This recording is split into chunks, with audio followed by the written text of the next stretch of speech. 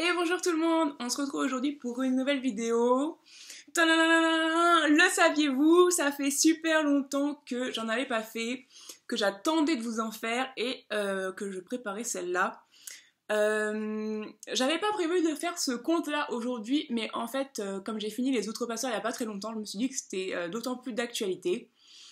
Aujourd'hui, dans ce nouveau Le saviez-vous, nous allons explorer un nouveau conte et il s'agit de Blanche-Neige. On est parti.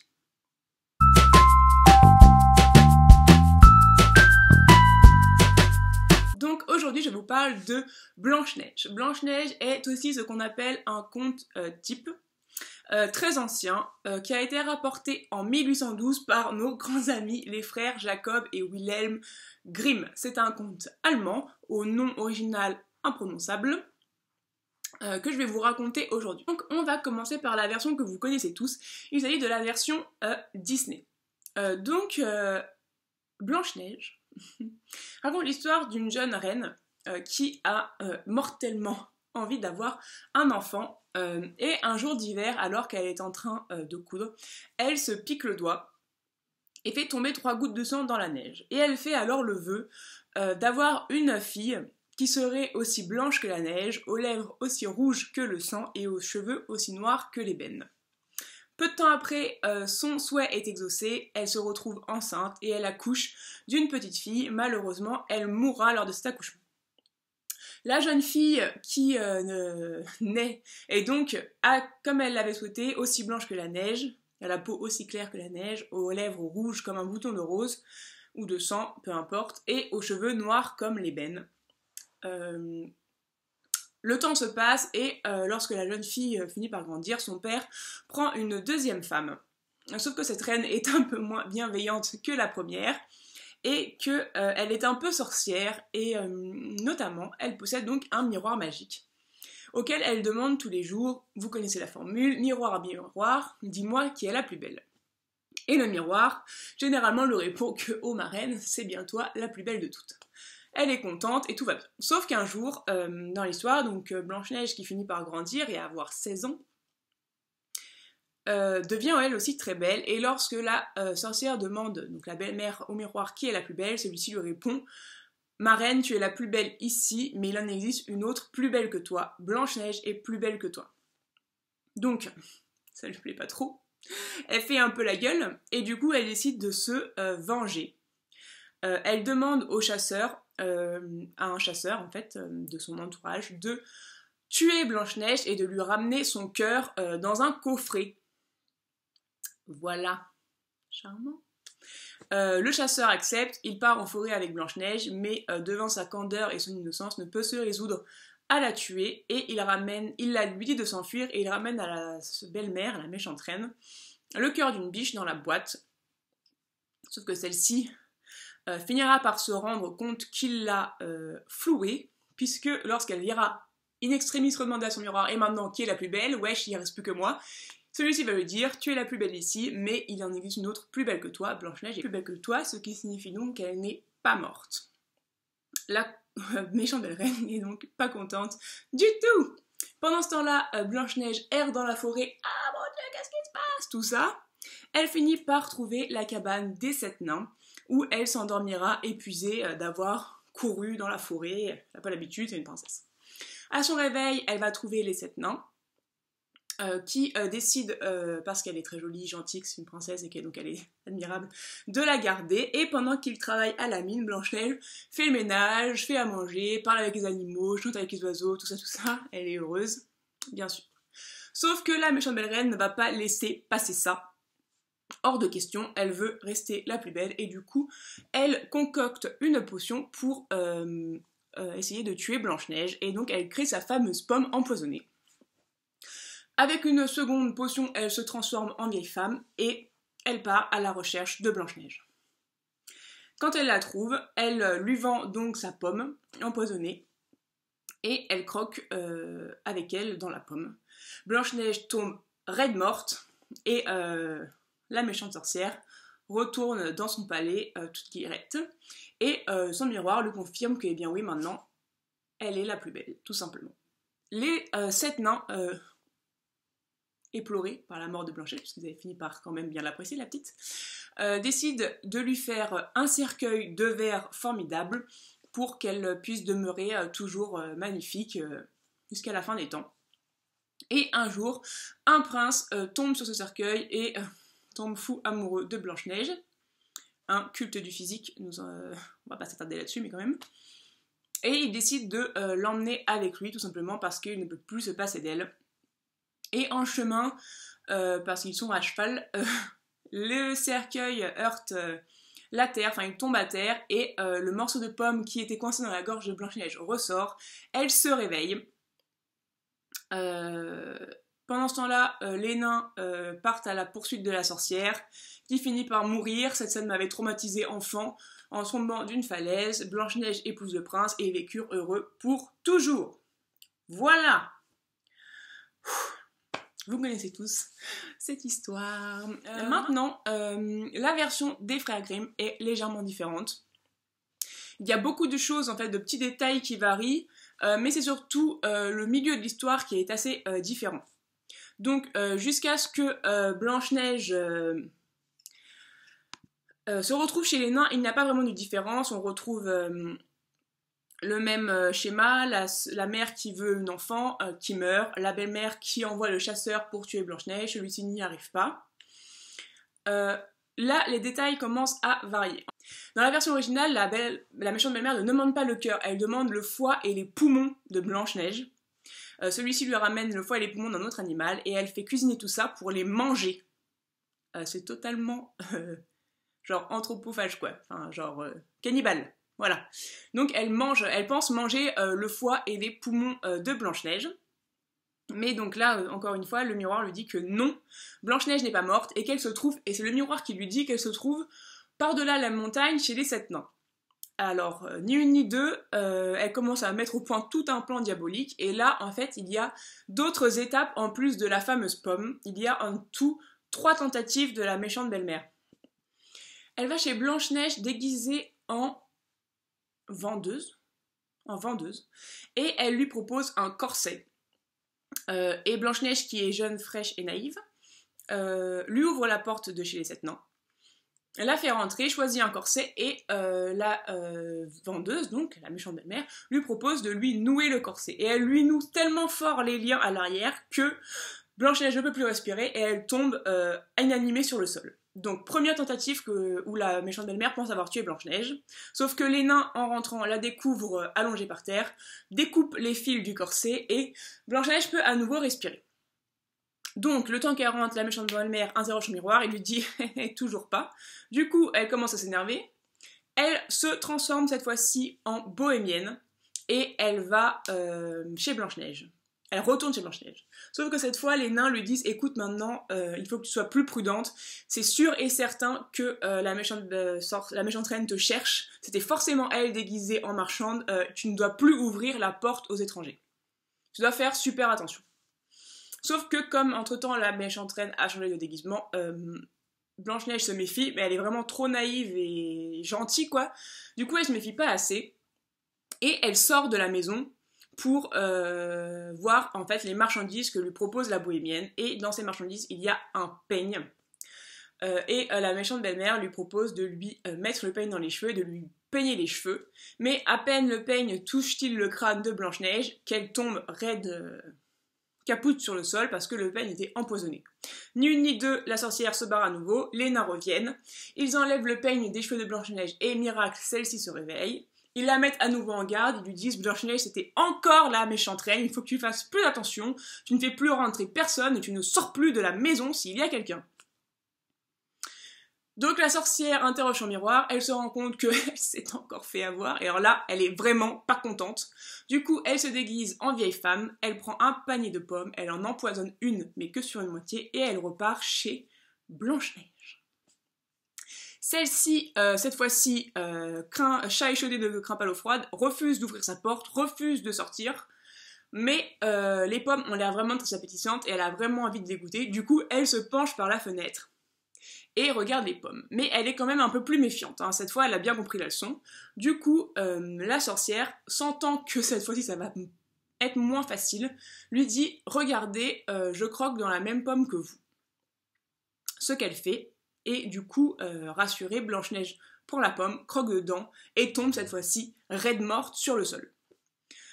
Dans cette version-là, donc dans la version originale, les nains ne partent pas à la poursuite de la sorcière.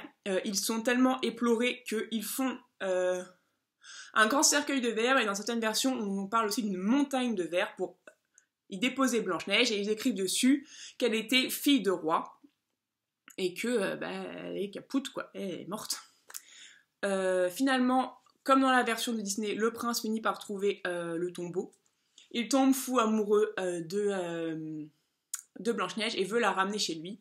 En chemin, un des porteurs du cercueil trébuche et le caveau tombe, ce qui fait ressortir le morceau de pomme qui était coincé dans la gorge de Blanche-Neige.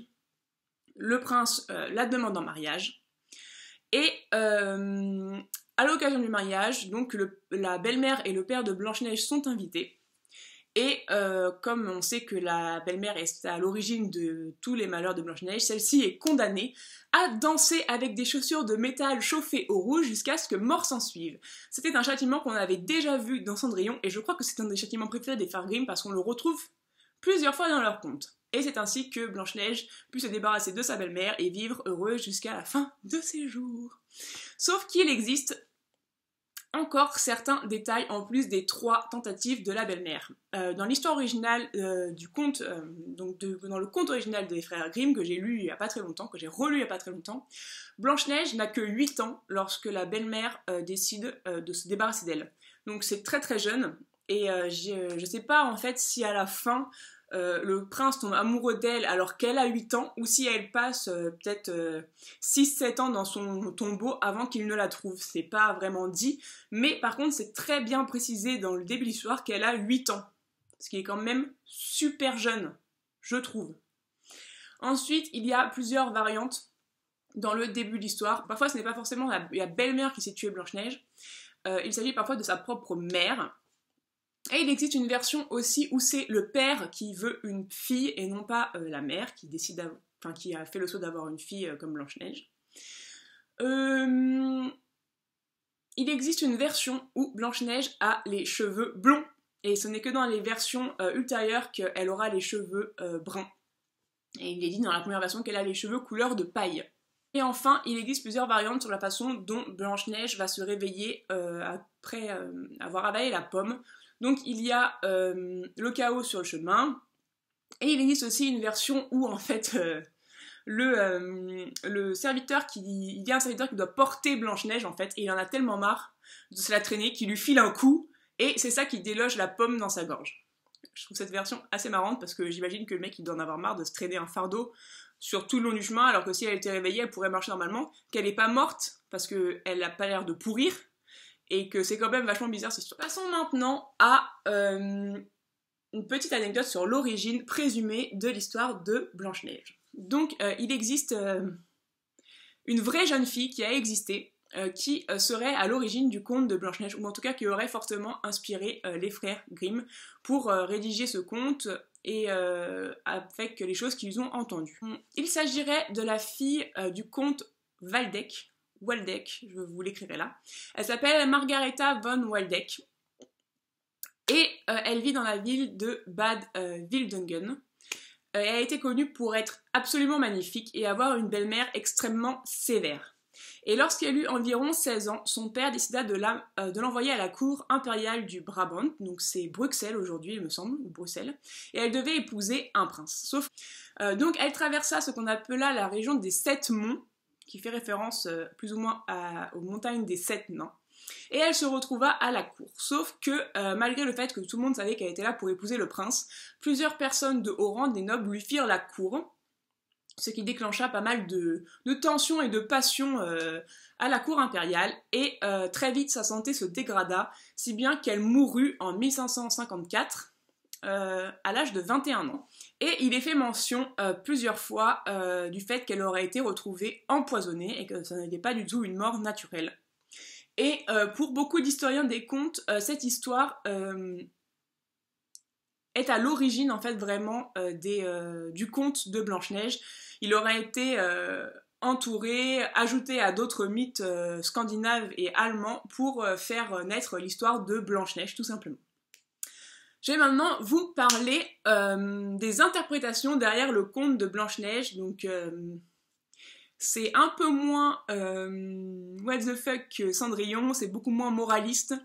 Ça parle encore une fois de la femme, ça parle de sexualité, parce que j'ai l'impression qu'ils adoraient parler de ça à l'époque, je sais pas trop pourquoi, parce qu'ils considéraient même pas les femmes comme des êtres égaux aux hommes, quoi, mais c'était vraiment quelque chose dont ils avaient beaucoup envie de parler. Du coup, on est parti.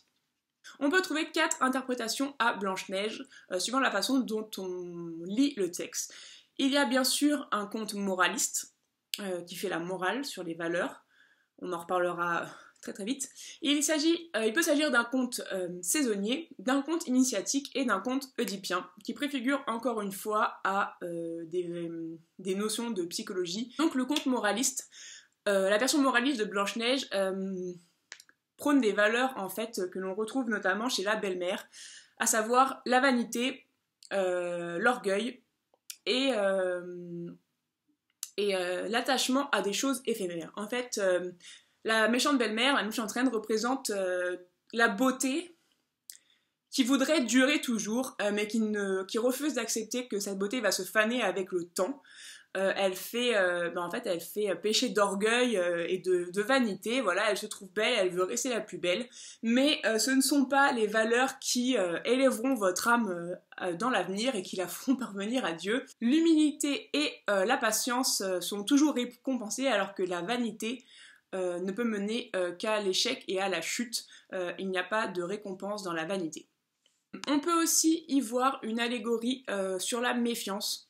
Parce que Blanche-Neige est trop naïve, elle ne se méfie pas, elle accepte tout, et il nous est dit donc, à travers les 3 exemples de la méchante reine qui vient voir Blanche-Neige, qu'il faut se méfier des gens qui nous apportent des choses trop tentantes, parce qu'on ne sait pas quelles sont leurs intentions. Il faut faire preuve de prudence, quoi qu'il arrive. Il peut aussi ce conte peut aussi être lu comme un conte saisonnier, où Blanche-Neige représente le printemps et la belle-mère représente la saison froide, l'hiver. Et en fait, toute l'histoire, c'est une allégorie du combat que doit mener le printemps afin de triompher de l'hiver et de prendre sa juste place dans le cycle des saisons, tout simplement. Le printemps essaye d'éclore, mais la méchante reine, donc qui symbolise l'hiver, essaye de bloquer son développement, de tuer la graine en fait avant qu'elle puisse germer. Et finalement, le printemps, Blanche-Neige est protégée par les 7 nains, et lorsqu'elle entre dans le cercueil, elle est mise en latence, en fait c'est toute la période de croissance sous terre, jusqu'à ce qu'enfin elle puisse sortir de terre et s'épanouir au soleil et vaincre définitivement l'hiver. On peut également en faire une lecture initiatique de la vie de la femme. Donc tout commence encore une fois avec le sang, les 3 gouttes que la première reine fait tomber sur la neige. Et on peut y voir en fait une allégorie de la première conception. Et ensuite, toutes les épreuves que traverse Blanche-Neige sont des métaphores pour les épreuves que les jeunes filles rencontrent à la puberté. Ce sont toutes les épreuves qui préparent cette jeune fille à l'avenir, où elle va passer de l'innocence à la sexualité, au statut d'adulte, avec la couleur rouge, avec la mort, entre guillemets. Et plus tard, à la conception, après sa renaissance, où en fait en sortant du cercueil elle devient une femme, où elle est prête à être une vraie femme, à procréer et où elle a passé tout le stade de l'enfance et de la puberté. Finalement, la dernière dénotation qui est la pomme est le moment où Blanche-Neige accepte sa sexualité d'adulte, elle croque dans la pomme littéralement, voilà, elle mange le fruit défendu, c'est très symbolique, et elle devient une femme. Et enfin, il existe une dernière interprétation, c'est une interprétation de type oedipienne, psychologique, car le conte a été étudié par de nombreux psychanalystes qui en ont tiré, entre guillemets, des enseignements. Dans cette histoire, on retrouve le conflit entre la mère et la fille. La mère, symbolisée par la belle-mère, qui refuse de grandir, en fait, qui est restée bloquée au stade narcissique de l'enfance, qui veut être la plus belle, toujours la plus intelligente, la plus intéressante, et qui est donc vulnérable, qui se sent menacée par Blanche-Neige et qui va tout faire pour conserver son statut de supérieur. Voilà, c'est tout pour moi, j'espère que cette petite vidéo vous a plu, elle est un petit peu longue, je m'en excuse, mais il y avait vraiment beaucoup de choses à dire. J'espère que vous avez passé un bon moment, que vous avez appris des choses intéressantes sur Blanche-Neige ou que vous vous avez rappelé des choses que vous aviez oubliées du conte original. N'hésitez pas à me dire ce que vous en avez pensé dans les commentaires, à me mettre un petit pouce vers le haut pour que je vous fasse d'autres Le saviez-vous sur les contes. N'hésitez pas à me dire si vous avez envie que je parle d'autres sujets dans Le saviez-vous. Des choses qui pourraient vous intéresser. Ça m'intéresse aussi de savoir ce que vous avez envie de voir dans ces vidéos. N'hésitez pas à vous abonner si ce n'est pas déjà fait, à partager cette vidéo, à en parler autour de vous. Et moi, je vous dis à très vite dans un prochain Le saviez-vous.